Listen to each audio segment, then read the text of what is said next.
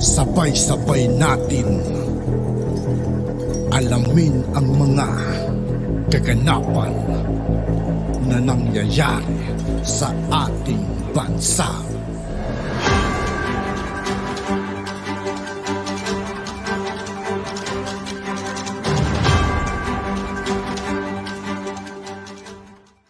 Yo, what's up mga kaibigan? This is I2K po again. Ngayon nandito naman tayo sa channel ni News PH. Dito naman ulit tayo magbibigay ng komento at reaksyon. Pero bago ang lahat ng yan mga kaibigan, sa lahat ng hindi pa nakasubscribe kay News PH, mag-subscribe na po tayo. Yan, all natin mga kaibigan, all, lahat. At syempre mga kaibigan, huwag nyo rin pong kalimutan mag-subscribe dito sa akin channel. Simulan na natin mga kaibigan, let's go! China may pangamba rin. Ayan, no? May pangamba rin sila. Ito ay kaugnay po sa US Military Alliance dito sa Asia Pacific. Yan ang kinababahala. No? Di ba rin kasi talagang mga armas ng mga taga-US mga kaibigan, ano? Ang gaganda, oh.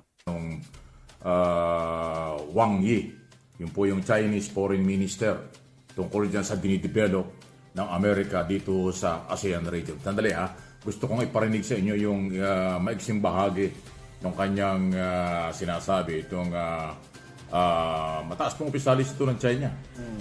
Chinese Foreign Minister, di ba? Mataas na posisyon yun. Gusto kong iparinig sa inyo yung kanyang sinasabi tungkol dito. We insist on resolving differences and disputes among countries through dialogue and consultation and on facing up to each other's legitimate security concerns. We oppose the wanton expansion of military alliances and the squeezing of the security space of other countries. Ayun, so malinaw po. Wise comments came Ang as tawag ito, yung tinatranslate na po yung kanyang lingwahe. Alam naman natin kung Chinese lingwahe yan. Nagsalita sila, yung lingwahe nilang ginagamit. Wala silang pakalam kung maintindihan mo hindi yan. Okay? Pero din po sa ginawang yan, so malinaw po yung sinasabi nitong si Chinese Foreign Minister Wang Yi. Okay? Nababahala sila dun sa galaw. Kasi po, nangyayari na ito eh. Yung, inulit ko, US Military Alliance sa ASEAN region, hindi lang ho sa Pilipinas. Sa Pilipinas, talagang malakas yung alliance na yan kasi meron tayong Mutual Defense Treaty. Tapos meron pa tayong Enhanced Defense Cooperation Agreement, EDCA, yung mga balit na exercise.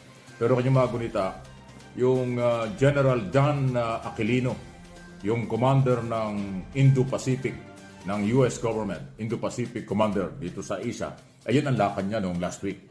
So doon na bahala itong Chinese official. Pero ibig sabihin, nagpapatunay doon na natatakot din sila. Sa pwedeng mangyari. Pero, hindi naman sila natatakot doon sa kailang ginagawa. Di ba? Doon po sa... Grabe rin kasi yung pananahop na ginagawa nila mga kaibigan. So, tolo, ang tagal ng issue yan. West Philippine Sea. bagong mapa nila, kanilang kinukuha na yung buong South China Sea. At idinamay pa yung malaking bahagi ng West Philippine Sea na merong exclusive economic zone ang Pilipinas. Di ba? Yung 9 ginawang 10 dash line. So, ayan po ang sinasabi niyan. So, ito isang pagpapakita na alam ng China, marami silang magiging problema pagka nagpatuloy ang kanilang panggugulo dito sa ASEAN, hindi lang sa Pilipinas. Dahil alam na rin ng China, napakalakas ng relasyon ng ASEAN region laban sa kanila. At sinuportahan pa ng Amerika, ng European Union, ng Australia, at ng iba pang mga bansa. So, doon sila nababahala. Kaya, again, ang akin pong apela sa ating mga kapwa Pilipino, manindigan naman po tayo. Kung yung military alyansa ng Amerika at ng ibang bansa dito sa rehiyon, ino-organize na o nagpapalakas sila. Na ang ipinaglalaban dito ay bahagi yung parte ng exclusive economic zone ng bansa. Eh bakit naman tayo mga Pilipino ay magkakawatak-watak dyan? Manindigan ang Pilipino. Ipaglaban ang sariling atin na teritoryo. Yun lang po yun. Hindi tayo makikipag-away.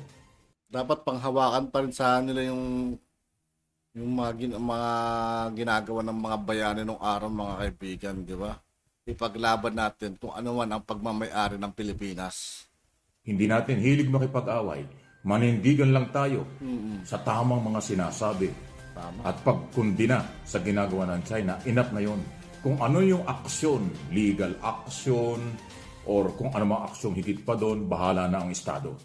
Napatunayan na natin na si Pangulong Marcos ay tinitira ng iba na mahina daw. Ito, lumalabas ngayon na siya lang ang nakagawa ng pagpapatanggal nitong floating barrier. Kasi ito palang floating barrier na ito, paulit-ulit na mula pa noong 2012. Eh ano ngayon, 2023 na. Di ba? 11 years na po, napabalik-balik yung floating barrier na yan, walang makapagtanggal. Inililipat-lipat lang yan na kung saan-saan lugar ng China, ng Coast Guard ng China, dyan sa West Philippine Sea. Pero dito sa ilalim ng Pangulong Marcos, sabi niyo mahina, hindi gumagalaw, umaksyon siya. Siya yung nag-utos, ang Malacanang. Tahimik lang mga kaibigan ng ating mahal na Pangulo, pero tignan nyo naman kung gaano katindi, di ba? Siya lang daw ang nakapagpatanggal niyan. Floating barrier. Presidential o Philippine Coast Guard at sinisid kahit malalim, pinutol.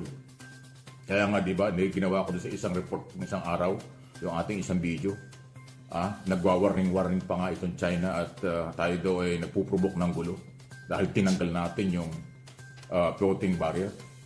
Atin yun bakit nila nilagyan ng gano'n? So, si Pangulong Marcos lang ang nakagawa. Kaya suportahan natin itong hindi man masyadong masalita, tuloy-tuloy ang gawa ng Pangulo. Yun yung malinaw. Kaya tayo mga Pilipino, kalimutan na natin ang anumang kulay ang ating pinaniwalaan sa politika. Magkaisa para sa bansa. Magkaisa para sa ating karapatan. Manindigan para sa ating property. Wala nang ibang magmamalasakit. At kinakailangang ipakita, Pilipino lang. Kaya again, yung mga Pilipino na iba ang paniniwala at nagiging propagandista pa ng China, ayun nga yung sinasabing may pagkataksil, may pagkatraidor. Kung sino man yan, bahala na kayo. Bahala na kayo, pero kilala. Alam na lang tinutukoy natin, alam na natin mga kaibigan kung sino man tinutukoy ni Mike Abe rito, no? Walang iba kundi si Idol Robin, mga kaibigan. Media, may social media, may mga professor, may mga kuno ay international analyst or mga kung ano-ano mga pakilala nila. Pero pro-China, laban sa Pilipino. Aywan ko kung bakit sila gano'n. Ay nakatutok po ang Office of the President, ang ating Armed Forces of the Philippines, Department of National Defense, yan po sa isyo ng West Philippine Sea. Dahil nga sinasabi ng Pangulo, yan ay binabantayan. At hindi talaga papayag ang gobyerno mawala ang West Philippine Sea sa atin, sa kamay at mapunta sa kamay ng mga dayuhan tulad ng China. So, yan po yung magandang assurance mula sa ating Pangulo. Merong maigsing sinabi rito ang Pangulo. Tingnan natin, sandali. Hindi tayo naghahanap ng gulo. Basta't gagawin natin, patuloy natin ipapagtanggol ang Pilipinas, ang maritime territory ng Pilipinas, ang mga ang karapatan ng mga fisherman natin na mangisda doon sa mga areas kung saan sila nangingisda daang-daang taon na. Yan. So, sa malinaw, maiksi lang ko yung sinabi ng Pangulo, pero dahil Pangulo yan, mahalaga yon. So, ang sinabi ng Pangulo, kahit maiksi lang po yan, ay importanteng mapangalagaan. At Sa kahit maiksi mga kaibigan, napakahalaga mga kaibigan. Diba?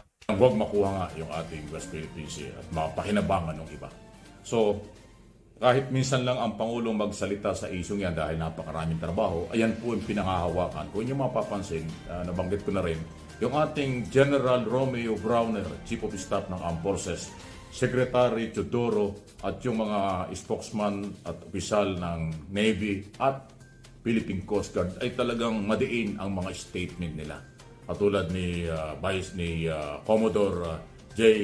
Tariela ng Coast Guard, si Vice Admiral Bert Alberto Carlos ng Navy na naka-assign dyan sa Philippines, at dito mismo sa Manila, si Secretary Teodoro at General Browner at yung buong Armed Forces. Kasi yung Pangulo na siyang Commander-in-Chief, ayan ang kanyang sinasabi.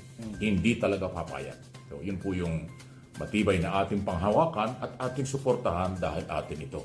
Although tumitindi po yung mga sinasabi ng ibang propaganda ng mga kalaban o pabor sa China. Pero huwag tayong masisindak dyan. Yung kanilang mga saywar, propaganda, disinformation ay bahagi lang ho siguro ng kailang hanap buhay yan. Kasi, di ko alam, wala akong nakikita ang pinamumuhugutan eh. Kung Pilipino ka, bakit kakampi ka sa ibang bansa? Ganun kasimple lang yun. Pero matindi. Kaya yung mga kumakampi sa China tungkol sa isyong ito ay talaga hong nakakaduda. Dapat pagdudahan. At dapat hindi rin pagkaduda. Tapos na. At yun nga po mga kaibigan, dito po natatapos ang ating reaction video. Muli, ako po si I2K ng Sundalo ng Dunggalo at 811.